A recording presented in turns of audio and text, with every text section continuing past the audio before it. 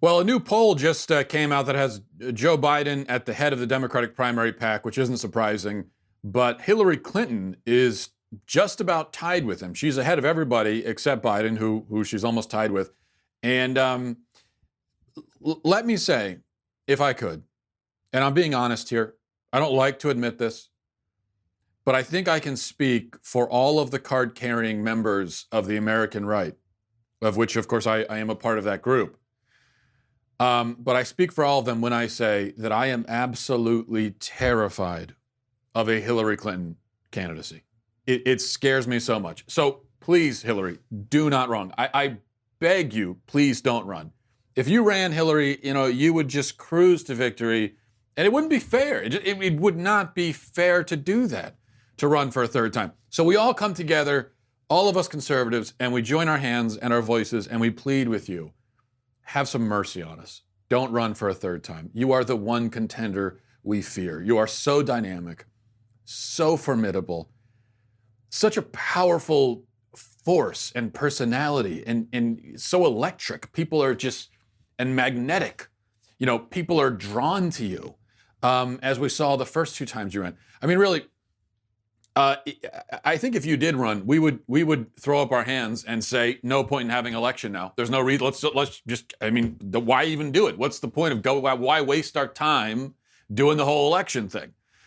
In fact, I was talking to a friend of mine recently. We were out at a bar, at kind of a right-wing bar. Everyone had assault rifles, strapped to their backs, and we were all wearing NRA hats, and like we do, we're just hanging out, and he goes, phew, thank God Hillary isn't running. That lady is unbeatable. And I said, I agree, she's unbeatable, but I think she still might run. And then he started crying. I'm not making this up. He started crying when he was thinking about it. And everyone in the bar, everyone started crying, thinking about what would happen if Hillary Clinton ran for president. This is how it always goes. It goes, you say the name Hillary to any conservative, and they start trembling with fear as tears well up in their eyes.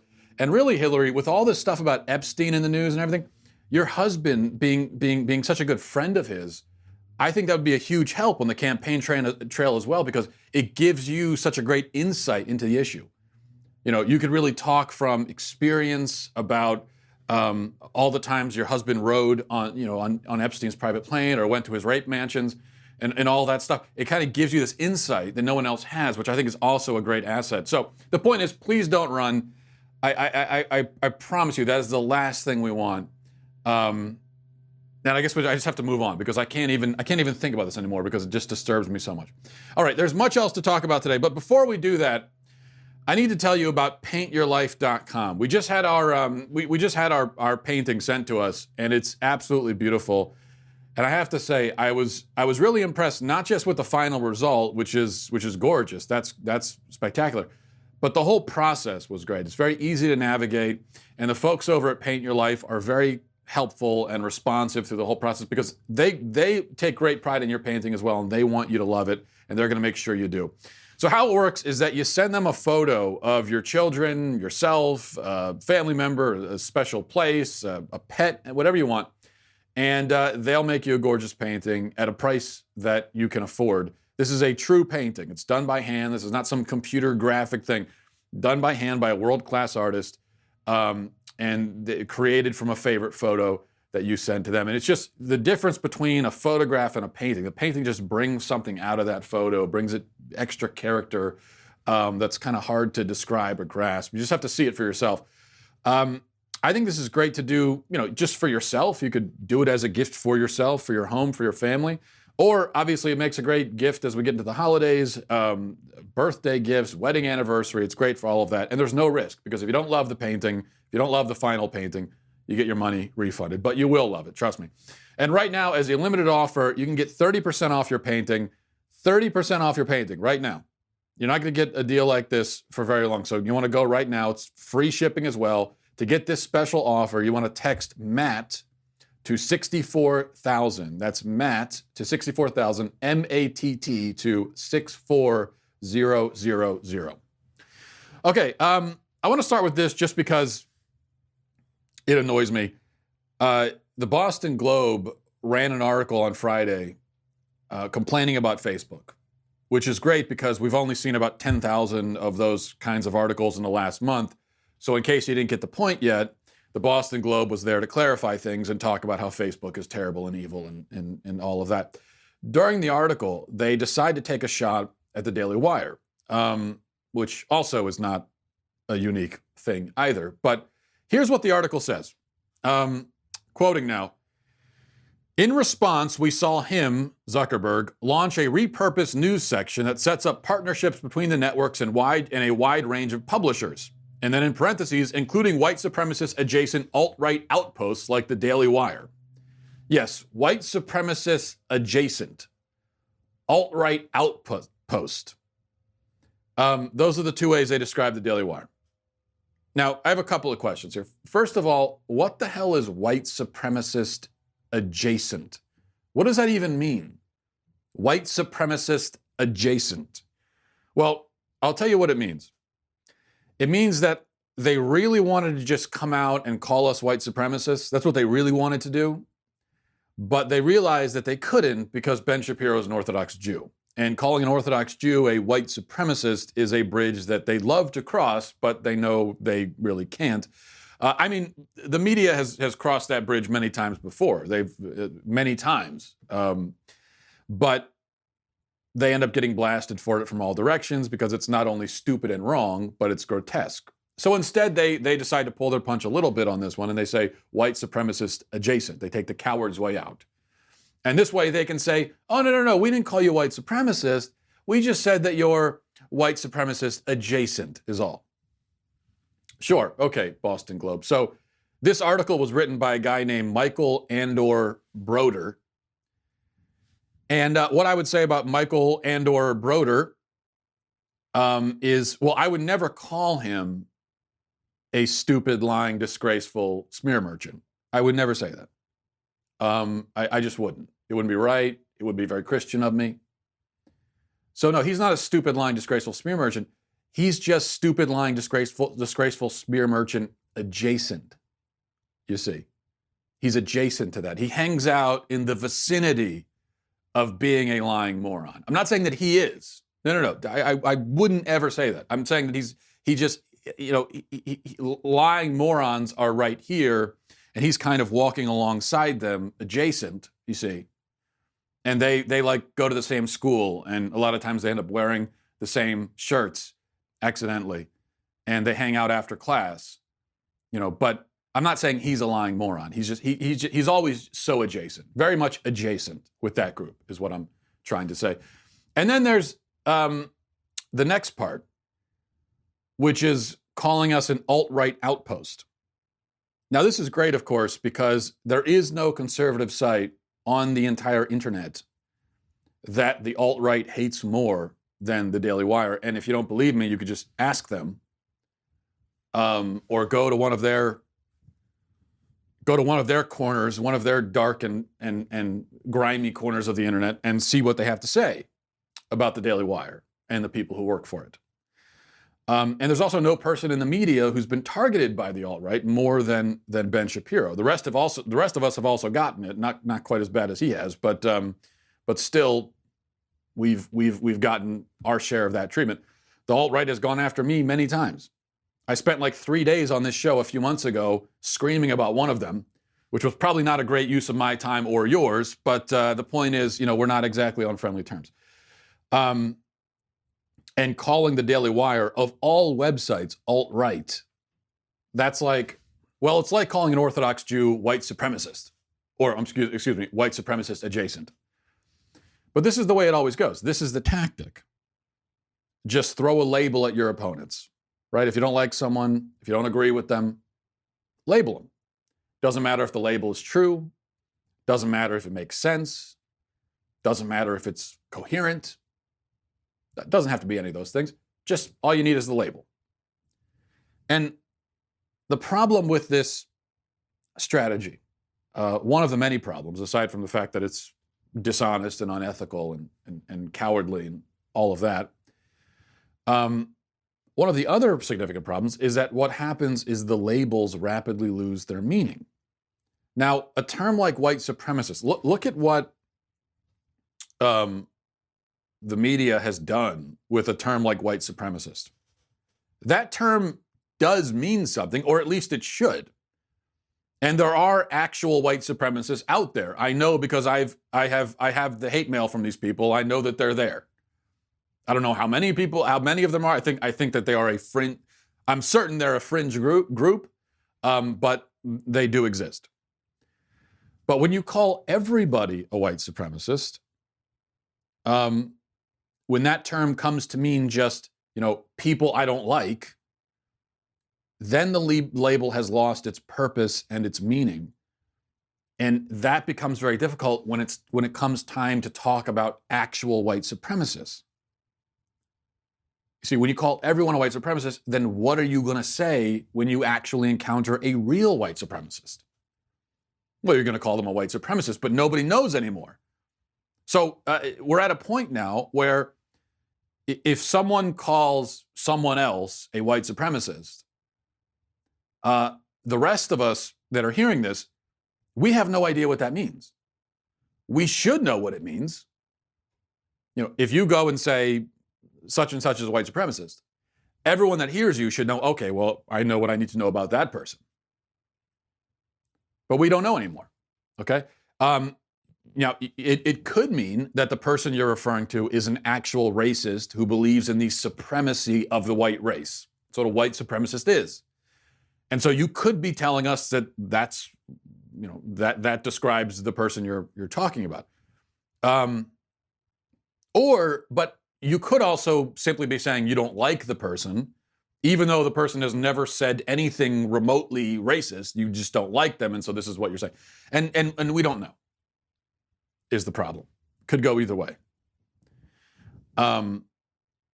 Which, I don't think I have to spell this out, but what happens is it provides cover to actual racists and white supremacists.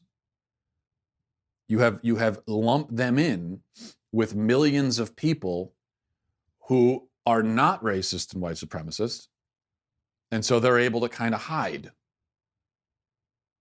You have turned them into a sort of needle in a haystack. When it shouldn't be that way, and it doesn't need to be that way. Now it gets better, because after people like myself and Ben and Michael pointed out all of this to the Boston Globe, they issued a correction the next day. And their correction says, because of a reporting error, the large column in today's arts section, which is printed in advance, mischaracterizes the conservative media outlet, The Daily Wire. Its founder, Ben Shapiro, has spoken out against the alt-right. The Globe regrets the error. Now, a couple of problems with this correction. First of all, it wasn't a reporting error. That makes it sound like, oh, it's silly us, we didn't mean to, sorry, just kind of a typo. No, that was a deliberate, intentional lie and a smear. That's what that was. It wasn't a reporting error. It was a deliberate, it was a smear is what it was. And also, Ben Shapiro has spoken out against the alt-right. That way, way understates it. Ben Shapiro has dedicated much of his time to going after the alt-right, just like everyone else at the site has done as well. So it understates it, but the real problem is they say they regret the error. Okay, what did they do about the article? Did they take it down? No. Well, did they at least delete the smear against the Daily Wire and take out that whole part? No, they didn't do that. Instead, they went back and they changed it. And instead of saying white supremacist alt-right outpost, now it says routinely bigoted outpost. Of course, we're back to the same problem. They didn't provide any evidence of that. They didn't provide any examples of anything that any of us have said that's bigoted. They just throw it out there. But the thing that I like about this, and you can kind of laugh about it because no one takes the Boston Globe seriously anyway. But the thing that I like about it is you can see just how meaningless these labels are when they're used by the media. Because we could see in real time as they're just cycling through one label after the other. They put one label on and everyone says, oh, that's not right. And then the Boston Globe says, okay, well, we'll go with this one instead then. Yeah, no, that's not true. Okay, well, how about this one? They've got this just carousel of slurs, this carousel of labels that they'll, they're going to rotate. They're going to put one on you. It doesn't matter. It doesn't matter if it's accurate or not. They're just going to put it there. You take issue with one, they'll just replace it with something else. It's like Mad Libs. Just an absolute joke is what it is. Okay, this was kind of funny, by the way. Here's a video from the Sanders campaign. It's Alexandria Ocasio-Cortez talking about Bernie Sanders in very glowing terms. It wasn't until I heard of a man by the name of Bernie Sanders that I began to question and assert and recognize my inherent value as a human being that deserves health care, housing, education, and a living wage. Now, okay, wait a second. You didn't think you had inherent value as a human being until you heard Bernie Sanders? Really? That is the saddest thing I've ever heard. I really might start weeping over it. I was at the gas station a few days ago, and I saw someone in the back of the gas station playing a slot machine video game. And I thought that was the saddest thing I'd ever seen until I saw this video, because this might actually beat it. Listen, if you're learning anything at all about life or yourself from a politician, that's a very bad sign. And it also makes me question your fitness for office. AOC is a member of Congress, but she only discovered that she's human when she heard Bernie Sanders. Well, when was that? I think that's a fair question. Now, granted, Sanders has been in office since the first Continental Congress, so who knows when she first heard Bernie Sanders speak. But I'm wondering when it was that AOC had this Bernie-induced revelation. I think we need to know that. Also, what did she think before she heard Bernie Sanders? Did she think that she had no value as a person? So she thought she had no value as a person. She turned on the TV, saw Bernie Sanders waving his hands wildly and screaming about millionaires and billionaires. And that's when she had this eureka moment and said, oh, wow, I think I do have value. That's very, very strange and very sad. And it's also this cult of personality. I talk about it all the time, this cult of personality around politicians. It's always sad and pathetic and un-American. And you don't just see it on the left. There's a cult of personality around Donald Trump. You got a cult of personality around Bernie Sanders. There's a cult of personality around Alexandria Ocasio-Cortez herself. So, she's in the Bernie Sanders cult, but she's got her own sort of splinter cult going on. All of this is just way off base. Okay, politicians are politicians. They're not spiritual gurus. They're not prophets. They're also not rock stars that we should be fans of. They're politicians. They're representatives, supposedly, of the people. They are supposedly our employees. They work for us. That's the way it's supposed to be. And I think we would do very well to keep that in mind with how we look at these people and talk about them. Okay, now, let's see. Before I get to emails, I wanted to talk about this also. And I don't mean to pick on this person. I don't know who she is, and it doesn't matter. The person is not the point. It's just the sentiment that I wanted to talk about. So someone on Twitter posted something that I only saw because it was retweeted a bunch of times. And what the tweet says is, y'all really want to get married and have sex with the same person for the rest of your life? Question mark, question mark, question mark, all caps. And for some reason, this got like 10,000 likes. People, it resonates. I'm just using this as a jumping off point because there's a reason why it was a popular tweet, that this is a very common objection that you hear all the time. And anecdotally, it seems to me that it's an increasingly popular argument against marriage. though of course it's not at all new, but this is something people have been saying for a long time. So I've been thinking about this after I saw this tweet. And I wanted to say something to anyone in the audience who might share this point of view about marriage. You know, well, I don't want to have sex with the same person for the rest of my life, that kind of thing. A few things about that. First of all, yes, if you want to consider marriage in the most pessimistic possible way, if you want to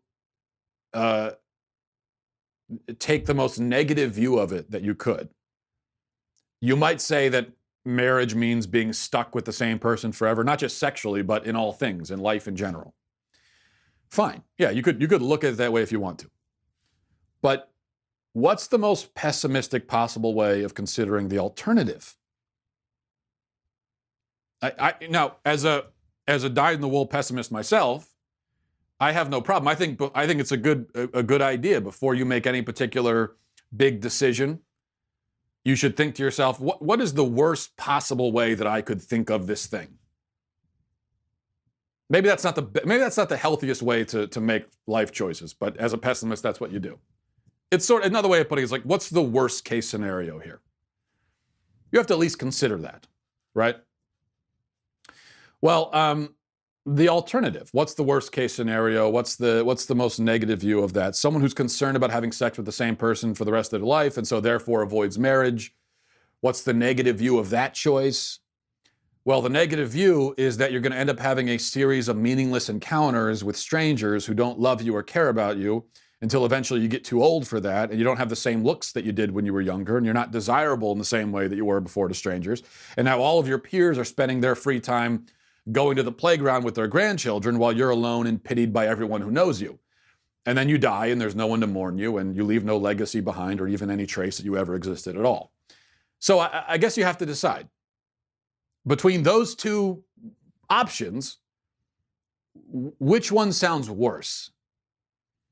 And another thing, and I've noticed this, I was thinking about this this morning, because it's kind of strange. When I talk to people who don't want to get married, the first thing they often say is something like this about how they don't want to have sex with the same person, or you know, they don't want to be stuck with the same person for their whole life and all that. And they're concerned about how tedious and boring and monotonous that will be.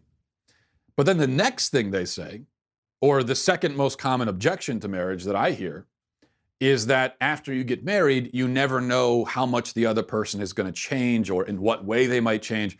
And so it's too much of a risk to tie yourself to them. So you notice the paradox here, I'm sure. On one hand, they're worried that there won't be any change. And on the other hand, they're worried that there'll be too much change. On one hand, marriage is too safe and too boring. On the other hand, it's too much of a risk. So you see how those two things don't quite match up. Now, again, if you're committed to the pessimistic interpretation, you might say that, well, that's because marriage is the worst of both worlds. But I don't think that's true. I think that these two competing objections just speak to the fact that marriage is, first of all, dynamic and unpredictable and very human. You know, it's two human beings involved in this thing. And on the positive end, the point is that, yes, you're committing yourself to one person, but a person is a fascinating and compelling thing. I think a person is way more interesting than people. So when you're just out doing the random hookup thing, all you have are people. You have this kind of general, vague, collective mass, and you're working your way through the crowd. Everyone is faceless. Everyone is basically nameless. You forget about them in 2 days. That's people. But in a marriage, you get a person. Not people, you get a person, a real living, breathing human person, somebody with a name and a face and a personality and hopes and dreams and goals and flaws and foibles and virtues and strengths and weaknesses and pet peeves and idiosyncrasies and all of it. You get all of that. And you're with that person as they grow and change and develop. And maybe not all the changes are favorable from your point of view.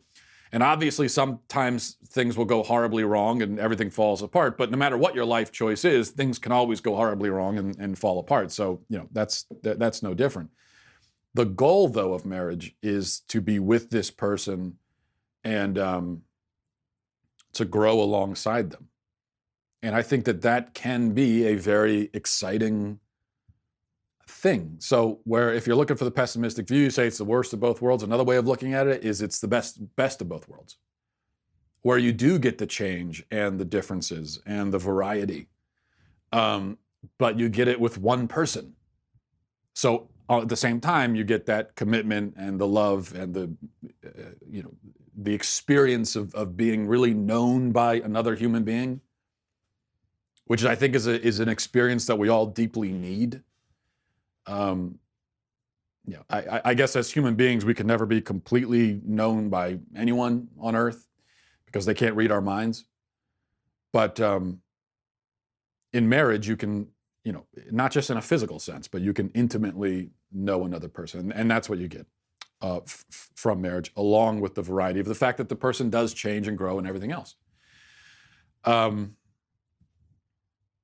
I also say this about, I say this all the time when we talk about should you get married younger or not.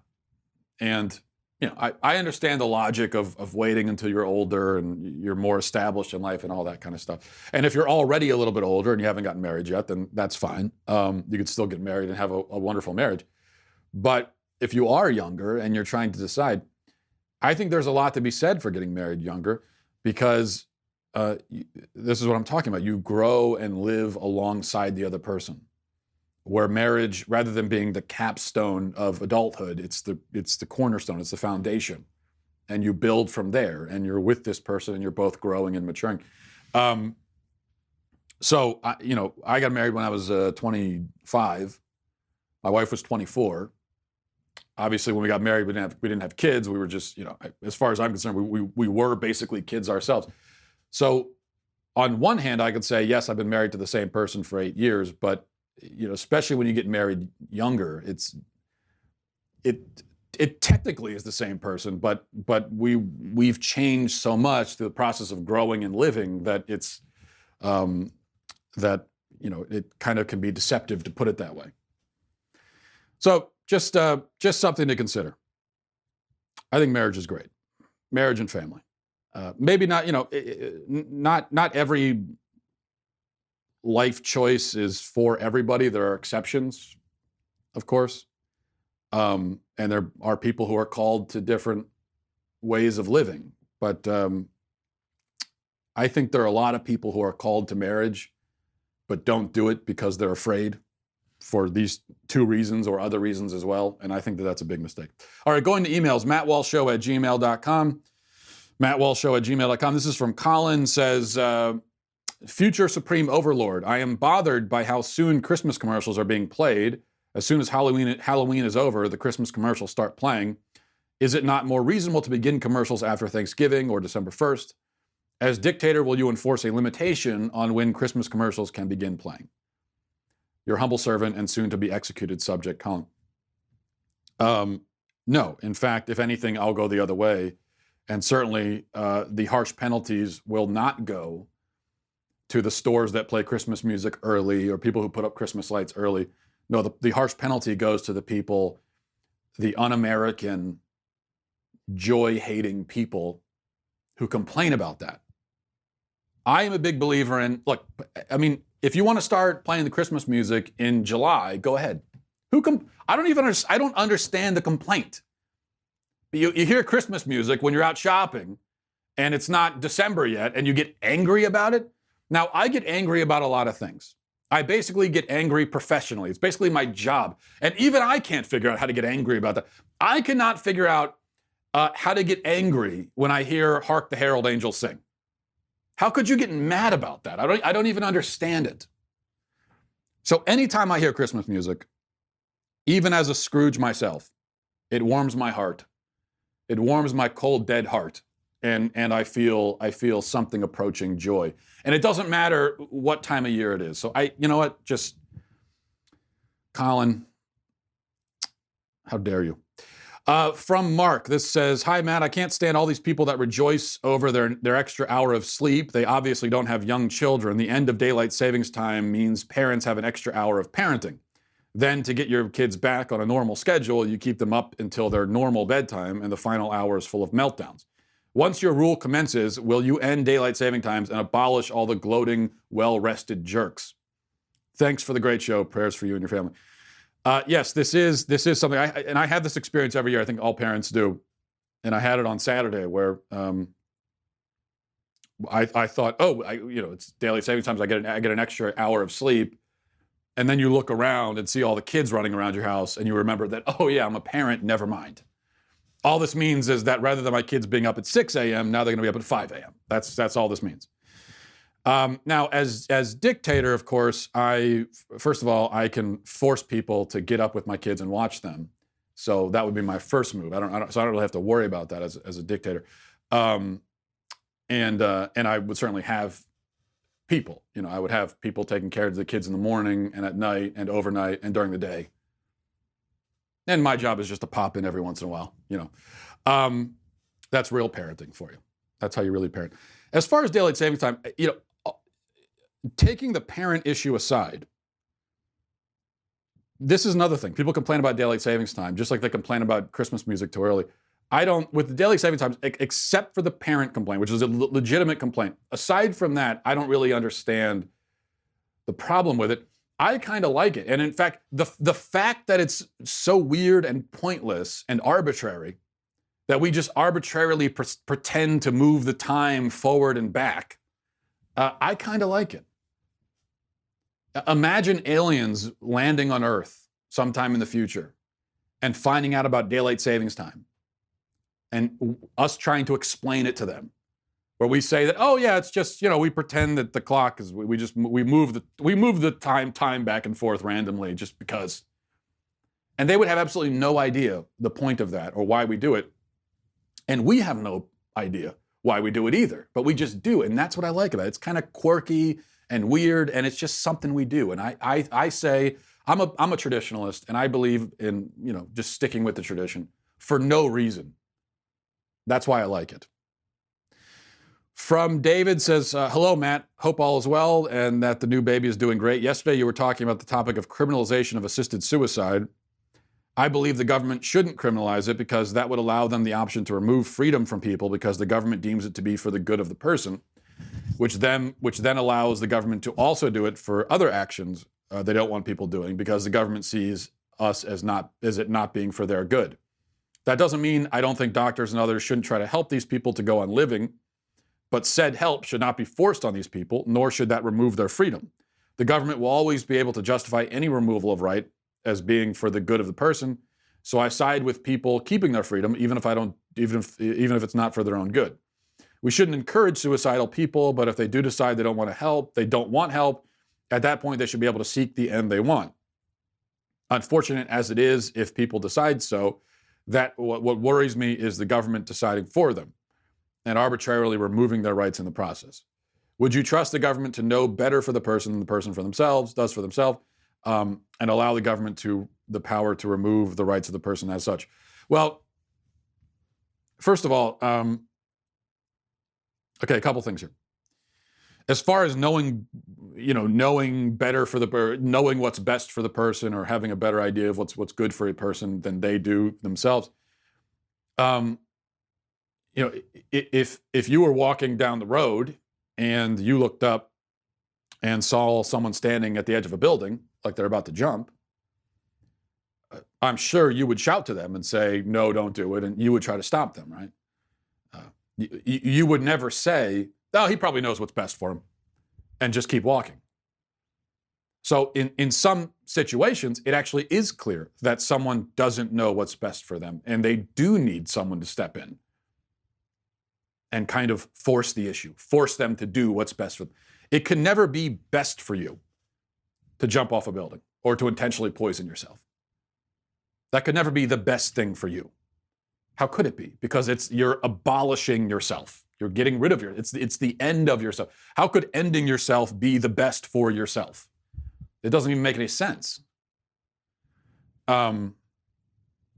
So And I think on a it. So now you could say, well, that's okay, but I'm an individual person, and this is I'm not an agent of the government. Okay, well, you see the person standing on the edge of the building, they're going to jump. Do you call the police? I think because you're a decent, compassionate person, you call the police. I would. Well, the police are agents of the government. And what do you want the police to do? You want the police to stop them from jumping. If a police officer, in fact, I saw there was a video that was making the rounds online a few months ago that I happened to see of someone that was about to jump off a bridge. Might have been the Golden Gate Bridge. I don't know. Somebody was about to jump off a bridge, and a police officer stopped his car, ran up, and grabbed the person at the last minute, and dragged him back from the edge. And everyone is hailing this police officer as a hero for good reason. I think he is a hero. But would you say that police officer did the wrong thing? This was a person making a choice for themselves. Here was an agent of the state preventing them from making that choice. The interesting thing to me is that it seems like almost everybody would agree that the police officer did the right thing. Yet many of those people who agree the police officer did the right thing still think that assisted suicide should be legal on the basis that the government shouldn't prevent people from killing themselves. So you see the disconnect there? If you think it would be cruel and negligent in the extreme for the police officer to just sit back and watch the guy jump, if you think that would be cruel and negligent, then how is it not also cruel and negligent for the government to not just allow people to kill themselves, but to legalize a method for which they can go through to kill themselves? I don't see it. It seems to me that if the state is right in the one hand, then they'd be right on the other hand of making assisted suicide illegal. So that's the first thing. Second thing, with assisted suicide, we're talking about assisted suicide. We're not talking about someone just taking their own life, as the saying goes. There are some states maybe where it's technically illegal to commit suicide, but of course the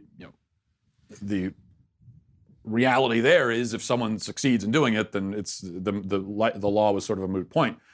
And of course, if somebody really wants to commit suicide, if they really want to, there's nothing the state can do to stop them. Short of if you know about it ahead of time and they're admitted into a psychiatric facility or something like that, then short of that, there's nothing that the state can do. But what we're talking about here is getting a third party involved. So it's not really a question of should a person have the right to kill themselves. It's should the third party have a right to help kill someone? And to that, I would say no.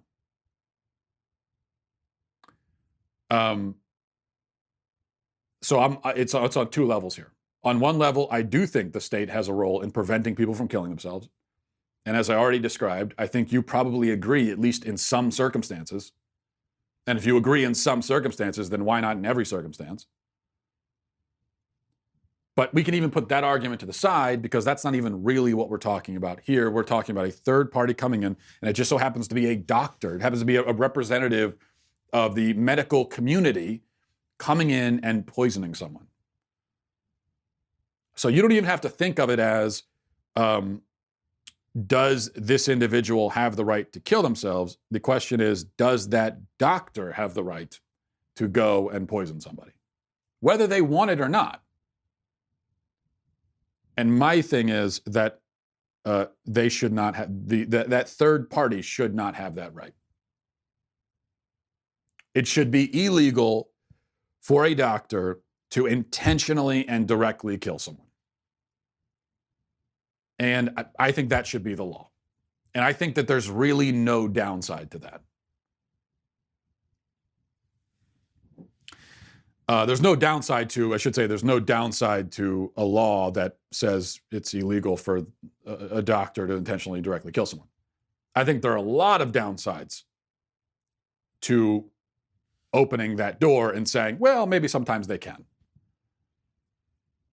And, you know, I don't think I need to describe where the slippery slope leads. And we're already seeing the slippery slope when doctors get into the business of killing. What is the slippery slope? If we just said doctors can't kill people, what's the slippery slope scenario for that? What's the dystopian vision of a world where no doctors are killing people? I just see absolutely no downside to that. Whereas there is nothing but downside to the alternative. Okay, but thank you for the email, and thanks everybody else for watching and listening. Godspeed.